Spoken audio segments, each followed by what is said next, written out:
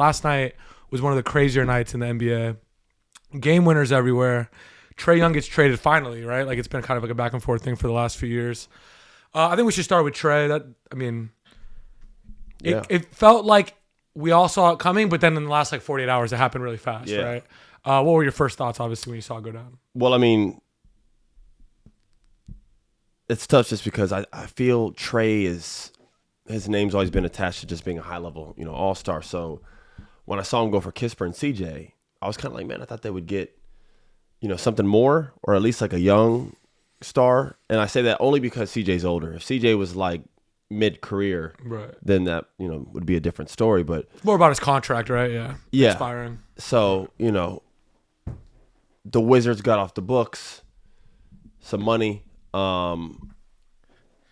They get a guy who's going to bring in money. I mean, Trey Young will fill seats. People in DC will probably be excited. Like, I'll go see Trey play. Trey's going to be a guy who's going to have 30 points, 10 assists. Can will a team. We've obviously seen him do it. Conference finals with the Hawks a while ago. But this saga's been going on forever. With this draft coming up, this amazing draft, do you want a guy that could raise your floor and get you into like win some games? Like, yeah, I don't know what the plan is. The timing was crazy, I thought. Yeah, and the reports came out even before he was traded, saying he was pushing for DC. You know what that is. Listen, I want to start off by saying this is a pro Trae Young podcast. If you've ever listened to us, we all think he's like a very unique talent. But get to what it is. With that being said, that was the only team that wanted him. So what do you do when there's only one team wanting you? What does your agent tell you? Act like you want to go there. Make it look like this is like a move that's for both sides. If there's only one girl that wants you, you're not going to be like, I guess I got to go with her. You're going to be like, you know what? She looks good tonight. Oh, it's mutual. Let's do it. Come on, man. We all know what it is. It was the only team that wanted him. Okay. I understand why the Hawks did it. The Hawks, obviously, they see a future without him. Jalen Johnson's their star. They have other parts, Dyson Daniels, this and that. Nikhil Alexander-Walker is really, really good, so it makes the need for Trae not there. And then when Trae came back, they lost a lot of games without him. They're going to go defense forward for the future now. But you do think that Trae Young should be able to get picks. Desmond Bain just went for 4 picks. You know what I mean? A guy like Trae Young should be able to get picks. That's what I'm trying to say. That's all I'm saying. You know what I mean? Like, that's a perfect example. Desmond Bain got 4 picks with him. Right. I'm talking about Trae Young, man. This guy's like how many All-Star games has he made? He's made at least. I mean, we can ask our like producer. 4 or 5. Yeah. Like, what are we talking about here? This is a guy who averages 25 plus, 10 plus. I mean, he's one of the best statistical I was about to say rappers, but lyrical rappers, statistical players in the league. Yeah. And he's been that his whole career. Right. So for me, it's kind of, I don't know. It's just odd. Like, and Kispert's a good player, can shoot, but like doesn't really move the needle for me. And then like CJ's a good player, but he's got like 3 years left of like high level ball at least. You know what I mean? Like, he's in his late 30s, been in the league for as long as I have. I think he came in the year after me. He's been in the league for at least 13 years, I want to say. So it's like, what are we talking about here? For Trae Young? Trae Young's like, what, mid-20s, late 20s? He's 27. And yeah, so he's got like you never see a guy entering his prime get traded. That's what I'm saying. For no picks? Atlanta, we could have got like 2 picks. You know what's really weird? Obviously, so him and Luka getting traded for each other, and him and Luka, the same draft, that whole thing. Both of them being this like hub of an offense for both of their franchises, taking their franchises deep into the playoffs. Both of them got traded for no picks. And it's just really weird. You know what I mean? They're both. One obviously was a notoriously bad trade that got Buddy fired. Nico. But the Atlanta front office, they've done a great job building their roster. So I can't complain about anything. If I have Trae Young, I got to get picks with that. Okay, he's a perennial all-star. Desmond Bain got 4 picks. So I understand you got CJ McCollum, but CJ McCollum has like 2-3 years left of good basketball. Kisper's an average player. How are we getting just these 2 for a 5-time, 4-time all-star?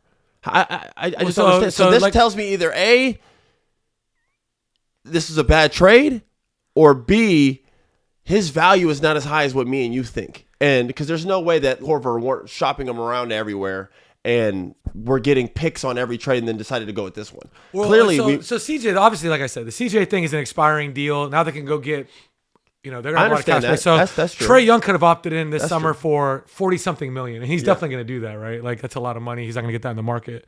So Trae Young's going to opt in next year for that much money. If you're the Wizards, you're like, okay, well, CJ was expiring. You could have had some cap space. Now you have Trae Young, who's definitely going to opt in next year. So now you have another guy on the books.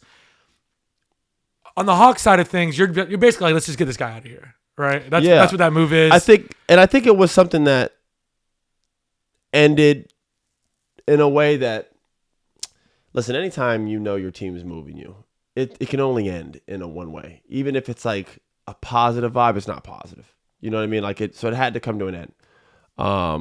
It's like when Clay was getting traded and then he got traded, people were just like, it didn't end well. Now his time there was legendary, but it's not a good feeling to be shopped. It's Right. someone saying they don't want you anymore, or they think they can get better without you, or going in a different direction without you. It's not fun. I've been there. So, it's one of those things that's been lingering for years. His name has been attached to the trade rumors how long has it been going on for? So maybe that's why the Hawks were like, we don't want to go into another summer. Yeah, and with all these rumors. I think this and that. They got ahead of Jalen it. Johnson prompted this trade to happen quicker than people probably expected. Right. His play has just continued to climb. I think people knew he had scoring ability. I don't think people knew he could dominate a game in a variety of ways. He's having triple doubles. He has multiple games where even if it's not triple double, he has high assist and higher rebound numbers. He defends. Teammates like playing with him. He's obviously electric in the air. There's a lot of things that he brings. And then you see Nickeil Alexander have a career year, and then some of these other guys start to come along. You're like, okay, wait. Obviously, Dyson Daniels was a steal trade from New Orleans a year ago. Atlanta's now put themselves in a situation like, hey, we're a pretty damn good team. We're winning games without Trae, which is the other thing that was happening. Trae would get hurt or would sit out, and the Hawks would win. Then he'd come back, and it was like a weird dynamic. It's just one of those things where it's just time. You know what I mean? So this isn't as a surprise as the Luka trade caught everybody off guard. People thought Luka was going to die a Maverick. Yeah. We saw Dirk Nowitzki in him. Like, this guy's going to be here for 20 years because he has that type of gravity. He's that good. This one, although Trae's a fantastic player, big fan of his game, it got to a point where, like, bro, his name was in the rumors for like 2-3 years straight. Right. So it had to happen, and I think just with the growth and just the surge of this young team proving that they could win some games, I think they're like, okay, now's the time. Let's just get off of them. We obviously get some cap space. CJ McCollum's a guy who can help us now. The East is wide open. So we get another guy in here that, like, we go to the playoffs, which the Hawks will be in the playoffs. They got a guy like CJ McCollum on the team. This guy just had like 30. I just watched him the other night score 40 on somebody. So, like, we get that. And then Kisper's a guy who could spread the floor. So, like, they did get better. So I get it. I'm just confused by the lack of picks. But I guess the value there is, I don't know, man. Yeah, and also, so the Hawks are getting the Pelicans' unprotected pick this year in the Derek Queen trade. So they have that coming. My thing for the Hawks is that now I'm seeing them. They might go for like Anthony Davis or something. I just totally disagree with that move. You have all these young players. You got rid of Trae. You're building from the ground up with your young talent that you drafted. Don't go do that. Don't go get like the Anthony Davis that they're linked to or anybody else. If it's Giannis or something, okay. Like, I totally understand that. The Hawks. Oh, yeah. Yeah, like if it's Giannis or something, sure. But, like, don't go dangle that Pelicans pick that they have next year coming their way. Don't do it for Anthony Davis. Like, keep building it like that. That would be a weird move. Like I said, if it's for Giannis, that's a different story. Giannis would. Anyone we get the whole Giannis is like anywhere. The Thunder have been losing lately. I'm like, man, maybe I should go trade for Giannis. Like, they have the pieces. That's another thing we'll touch upon. Yeah. On the Wizard side of things, I don't know. So this is what I was thinking. Yeah, go ahead, crack the code. Okay. Trey Young, a lot of these guys, Dyson Daniels, Jalen Johnson, all these guys have been developing around Trey Young. Do you think that now the Wizards guys, their young players, Alex Sarr, Trey Johnson, all these guys, now they're thinking Trey Young could be the table setter for those guys to develop in a natural way and maybe bring their assets up? Or like, or is it strictly like, hey man, our franchise has been in the dump for a while. Let's bring in Trey Young, and it's like, now we're something. He's a name, like you said, Phil. Yeah, I think they've just been bad for a while. They don't really have a direction. They're like, hey, we can get off these guys and get a Trey Young. This guy can help us win some ball games. You know, we're not going to the playoffs. We can fill some seats. Right. I think from a business standpoint, it makes sense. I think because he's obviously people come to see Trey Young. I'm not saying they're going to sell out arenas, but Trey Young plays for the team that attendance should get higher. People will be like, I'll go check out Trey. Especially when he drops 35, 15, and 10 and they win. People are like, I can go watch this guy like manipulate a game. He's kind of fun to watch. So That's that. And then he can make a team that's not as good look good. Just with how he's able to dominate the game with the ball in his hands, this is going to be a team where we know Trae likes to play with the ball in his hands all game. He's going to have it all game. Right. You know what I mean? So he's going to get... Wouldn't he get like Alex Sarr or like Trey Johnson's, like these guys, like lives a lot easier? Like he's gonna get absolutely. Open, they're going to get way better shots. And again, you know, it's tough because it's tricky, man. You hear so much bullshit with Trae that you don't know what's true, what's not true. I know him personally. He's a nice guy. Now, I'm not friends with him or anything like that, but I've met him, obviously competed against him for years. I have nothing negative to say about him. I know teammates who loved him, and I know teammates who couldn't stand playing with him. And I'm talking about now specifically basketball. I don't get into the off-the-court stuff. I don't know anything about him that's negative. On the court, you hear 50-50. Like, so your response is like, ain't he going to make these guys' lives easier? People in the Hawks were like, yo, I can't stand playing. You know, a lot of these guys are like, bro, he's got to go. So it's like you hear these things and it's like confusing because then I've seen him, like you just said, like with the Kevin Huerter and the Bogdanovich team. Like he took that team to the conference finals, bro. Like he made everyone look really good. John Collins was their second best player. And think about that. And his value at that time was extremely high. Like John Collins now is, you know, if he was a free agent this summer, he'd be lucky to get, you know, I don't, especially with how the Clippers are playing, he'd probably get a few million. You know what I mean? Like John Collins at that time was a $25 million player a year. You know what I mean? That's a Trae Young effect. You know what I mean? Like Chris Paul did that for many bigs. You had DeAndre Jordan before Chris Paul, and you have DeAndre Jordan with Chris Paul. You have DeAndre Jordan after Chris Paul. That's what I'm saying. And there's a difference. So I have a question, Austin. If you're running the Wizards and you have all your draft picks, Tyson Chandler and David West look pretty damn good with Chris Paul. All these draft picks the Wizards have had, just running up and down, kind of aimlessly, losing games, or now you have Trae Young bringing the ball up. Now these guys can actually play their right role and develop naturally in a different way. I view floor generals like Trae, like Chris Paul. I view them coach players.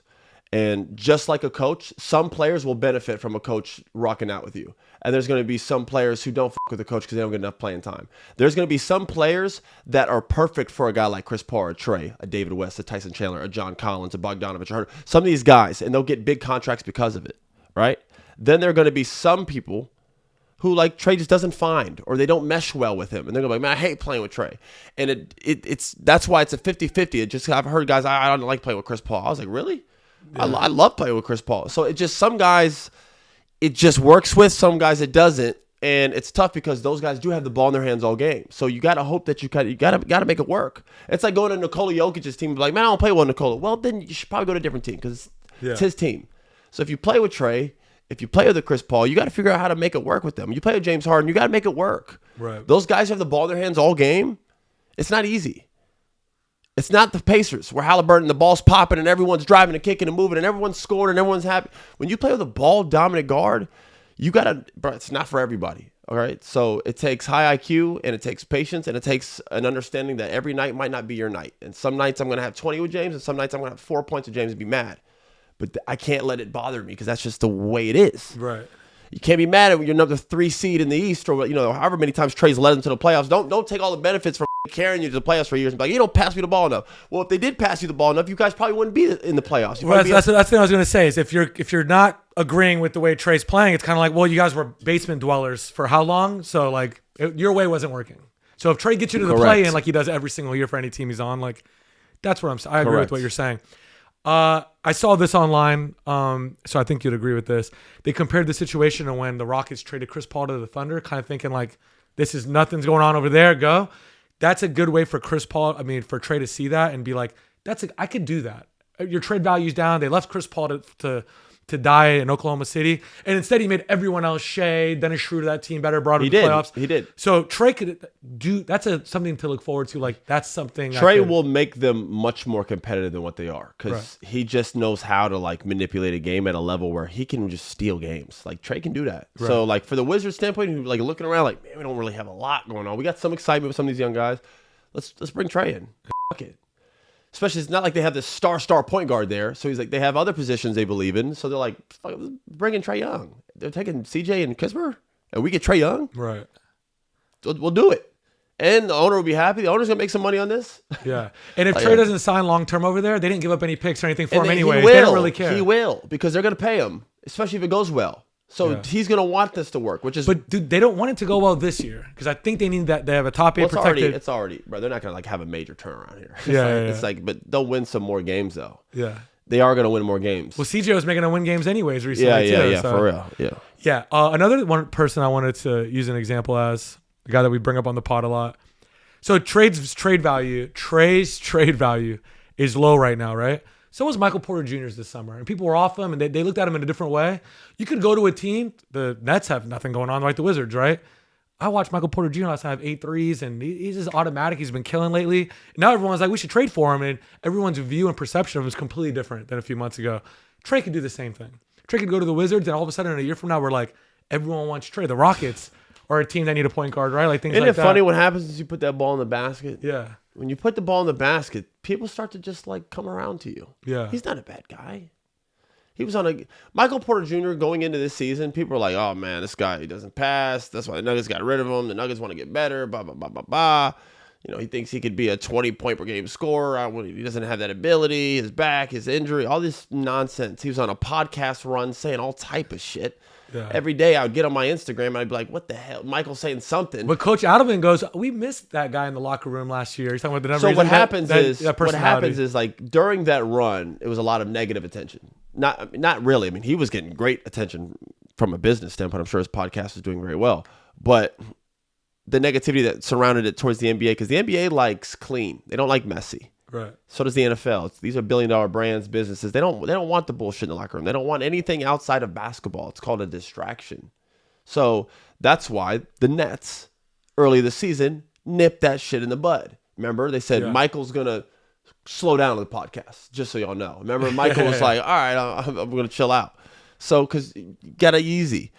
What he did, the best thing he did is respond by putting up numbers and hoop. Obviously, the Nets aren't a great team. They're not going to win a lot of games. But they've beaten teams just off the pure fact he's gotten 25, 30 or more. They've beaten good teams. Yes, like They've gone into Boston and stole wins. I think the Nets need to trade him immediately. Yeah, they can't. He keeps winning. The value's never been higher. Proven people wrong. Yeah. Most importantly, not his points per game. Not that he's averaging, 24, 25 plus points per game. That's not where he most is proving people wrong. He's proving wrong with his durability. What people said he wouldn't do, he plays just about every night. He played just about every game last year. So the whole injury shit with him has gone out the way. This guy's had multiple seasons in a row where he's playing 65 plus games a year. And he's averaging now 25 points per game. He must be shooting just a lot, shooting bad numbers. No, he's almost 90, 50, 40, 90. His numbers are fucking silly. Also, I watched him last night against the Magic. Every shot I thought was going in. He either made it or it rimmed out barely. Don't even hit the rim. He just drops those little rainbows and you bloop. Yeah. Yeah, listen, he is a tough shot taker, but he is a tough shot maker. On a good team, Michael knows to make an extra pass. On a team like this in Brooklyn, he's inclined to shoot a little bit better. He doesn't have KCP or Jamal Murray wide open next to him, and he's like still shooting. There's a reason why they won a championship, and he was a key part of that, guys. He knows how to play basketball. Now, we do know Michael likes to score, and now he's on a team where he gets to do that, so he's happy. But his value has skyrocketed because with all the bullshit that happened, people forgot all about that. You want to know why? You know what he does now? He hoops. And people have now gotten to look back and see some of his quotes and comments on that podcast run and have like a full picture of who Michael is and understand he don't mean any harm. Like, this is a good dude. He speaks his heart. He speaks his truth, whether people like it or not. And that's how he feels. And there's a beauty in that. Like, that's what you said. Coach Adelman the other night for the Nuggets was like, I miss having those talks with Michael. Like, Michael's a great guy. Right. If you don't think they could use Michael Porter Jr., right now they absolutely could. And I love Cam Johnson, but he hasn't even been 1/10 the player Michael is. People are like, man, even me, I was like, man, they might have got an upgrade. Cam Johnson could shoot and score like Michael, and he's younger. Psych. Michael's 5 times better than that dude, bro. And I have no problem against Cam Johnson. He's good. He's just not Michael Porter Jr. good. So the way Michael Porter Jr. approached his tenure with the Nets so far, what do you want to see out of Trey with Washington? Do you want it to be the same thing where the ball's rolled out and he has the ball in his hands the whole time? Do you want to see him kind of more of like a team guy, bringing people around so he could change that perception that he's like ball in his hands the whole time? No, I don't want him to change. What do you want to see? I don't want him to change any perception. I want him to double down. I want the razzle dazzle. You want the dice rolling? I want him rolling the dice at midcourt. What are you talking about? Be who you are. Yeah. Be who you are. But listen, if the development of the younger guys around him is also getting higher, and it will get higher because he's going to ball out. If he balls out, that means their team starts winning games. The guys are going to have big games with him to compete. It's just going to happen naturally. Now, what happens with Trae is if these young guys continue to get good, then it gets to a point where like, all right, thanks, man. We're ready to take it from here. You can move on now. It's kind of what happens. Yeah. You know what I mean? Like Kyrie, they brought Kyrie to that Celtics team because they had that young talent with Tatum and Rozier and all these guys. And we're like, we're going to bring you in, Jaylen Brown. Kyrie, you're going to be our guy. We need you to develop. Then Kyrie kind of got hurt. Next thing you know, these young guys start hooping. And they're like, well, we don't really need Kyrie. We're going to do without you. Remember, that's what happened. It just happens. So it's just, that's what happened just right in Atlanta. We're going to keep Trae. They start competing in games. Jalen Johnson starts playing good. This guy starts playing good. Then this guy. Then we get Dyson Daniels. Oh, damn, this guy's good. Nikhil's good. Next thing you know, this year they're looking around, then you miss a couple games. They win those games. What do you think that starts happening? People start being like, I don't think we need him. So that's, the problem. But the good news is, Trae, you get to continue to play your way, and you'll be a mercenary for hire. He's gonna get, and you'll get paid top dollar for it. Are you upset that, or like disappointed that he didn't go to a team like the Rockets or someone else that's competing? Where we can see him be more of a Steve Nash than like a James Harden. I would love to see him in a competitive environment where he would like change his game and I would like to see that challenge. I haven't seen it. You've been in Atlanta your whole career and had the ball rolled out to you and just got to do whatever you want. You've had a green light your entire career. You're about to go to DC where it's even more. The light is neon, glow in the dark green in DC. I don't even want to know the fuckery these guys. I saw what Jordan Poole did there. So I don't even want to know what a Trae Young going to do there. Yeah. He might try to kick it in from half court. He's going to be doing all type of shit. His numbers, he's going to have games, guys. He might have like a 20, 20, and 10. Like he's going to have some nutty shit over there. Yeah. You know what I'm saying? I would like to see him simplify his game, tighten up his game, make it more tactical in a competitive environment. Playing next to other players that hold you accountable. You got to be their weak side. You got to play defense. You have to make the extra pass. You have to be off the ball quick. You have to make quick decisions. Like a prolific, like if he was in the Rockets, tactical he'd have play a game guard where he'd have like 12 points but 15 assists. 15 assists. That's the kind of games that we don't get to see from him because he has to do so much on offense. And I think he's good enough to do that because he's just obviously, right. I think he could do that.